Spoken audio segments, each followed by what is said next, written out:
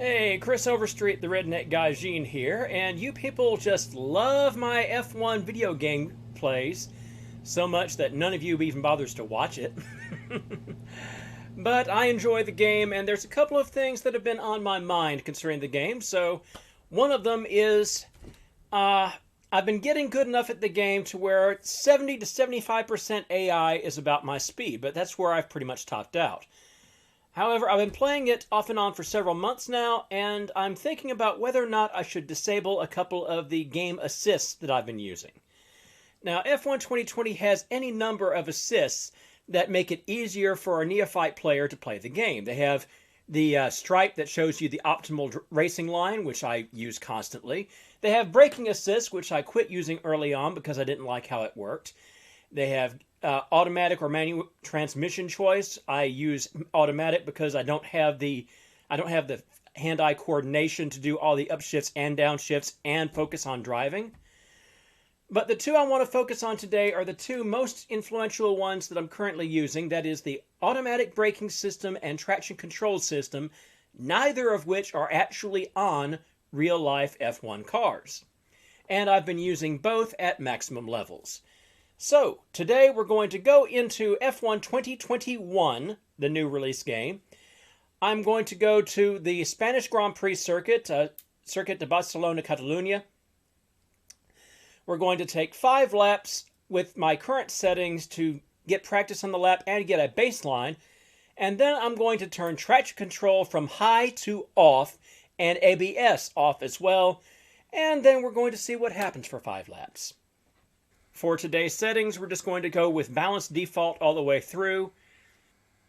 We're going to have an apples-to-apples comparison of how much different it is for me driving with or without the specific traction control and ABS assists.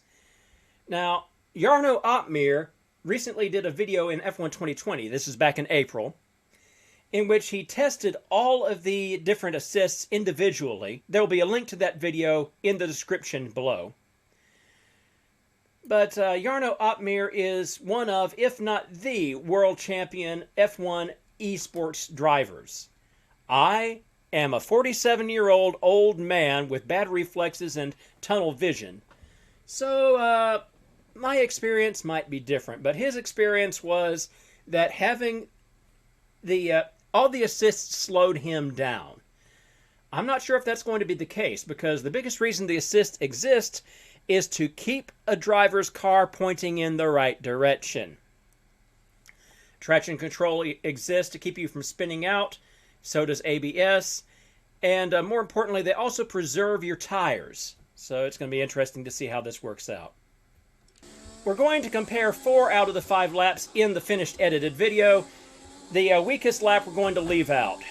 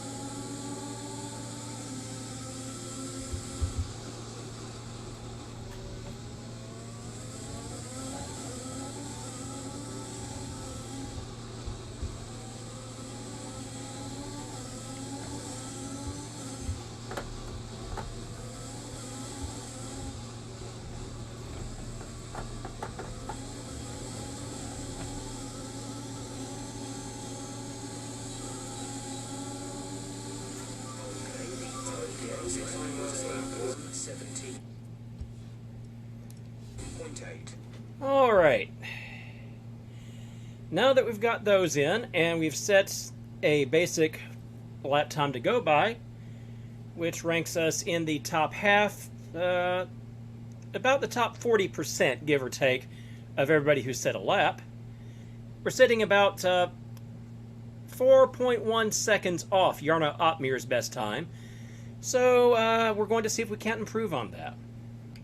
Options, settings, assists, anti-lock brakes, and traction control are the ones we're looking at here. Anti-lock brakes off, traction control, nothing. Let's see what happens.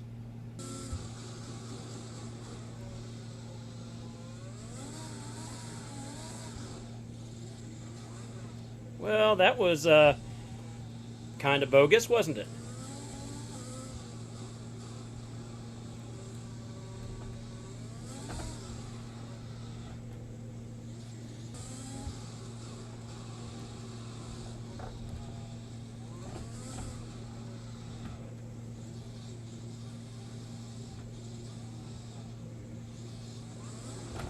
As you can see, this is not going well.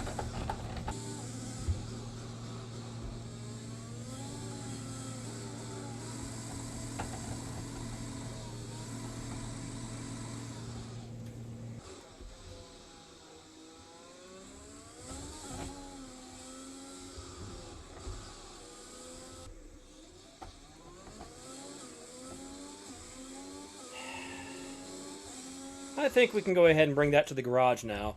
We get the general idea.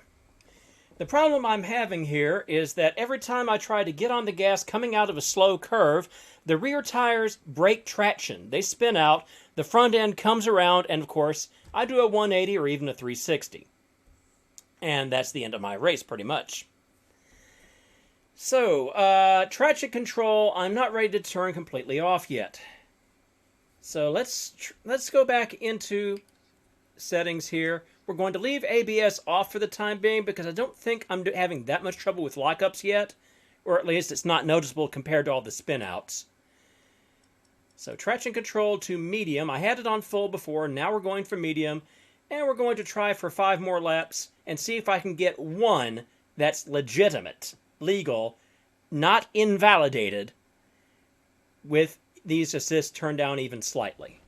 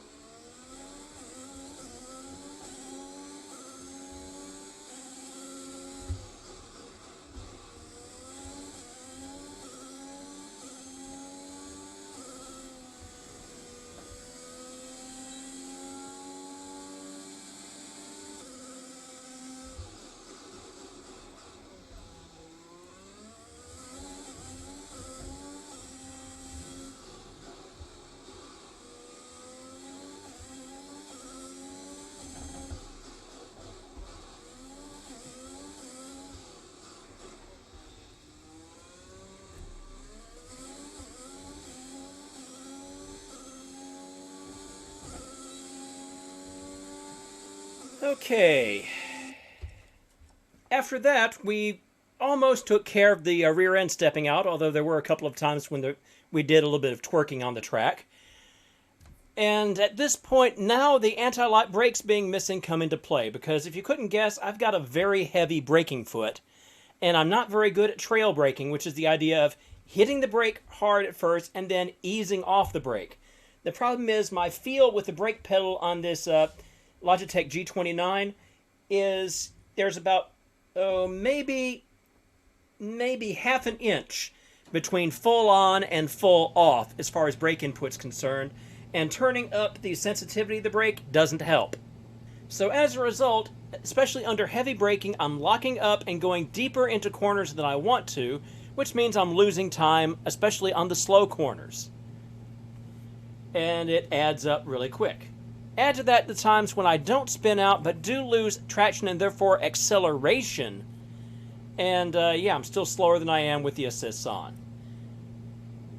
Now, the reason that these assists are turned off by the pro drivers, well, with traction control works by limiting the torque that the engine can put out at certain speeds. The good part of that is it prevents you from peeling out, losing rear traction, and going around and around in circles. The bad part of it is that you lose acceleration coming out of corners. And when traction control is fully on, you lose a lot of acceleration. But if your rear tires have lost traction, or if you're spinning around, then you're not accelerating, are you? No, you're not. As far as ABS is concerned, the problem with ABS is it messes with the rear differential. Under ABS, you have a tendency to understeer while under braking, which is kind of natural. And then when you let off the brake and go onto the accelerator, your understeer turns into oversteer, and even with traction control, you're in danger of snapping around. But again, ABS loses you a little bit of speed, but not much compared to traction control. So we're going to make one more experiment tonight. We're going to go into the settings one more time. We're going to turn ABS back on, and then we're going to see how we do with ABS on and just enough traction control to keep from spinning around. And we're going to see if we can beat our fastest lap time that way, given 5 laps of running. Medium traction control, ABS back on, 5 laps. Here we go.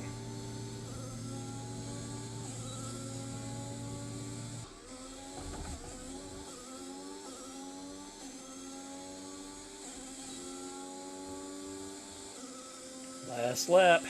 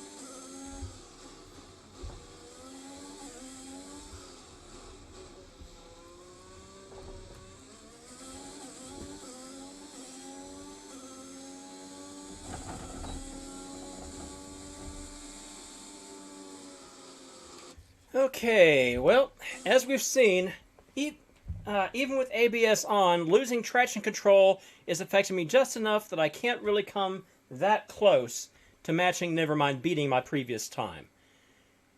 And just to prove the point, let's go ahead and turn that last assist traction control back up to full, and we're going to go out for 2 more laps and see how I do against my best time that way.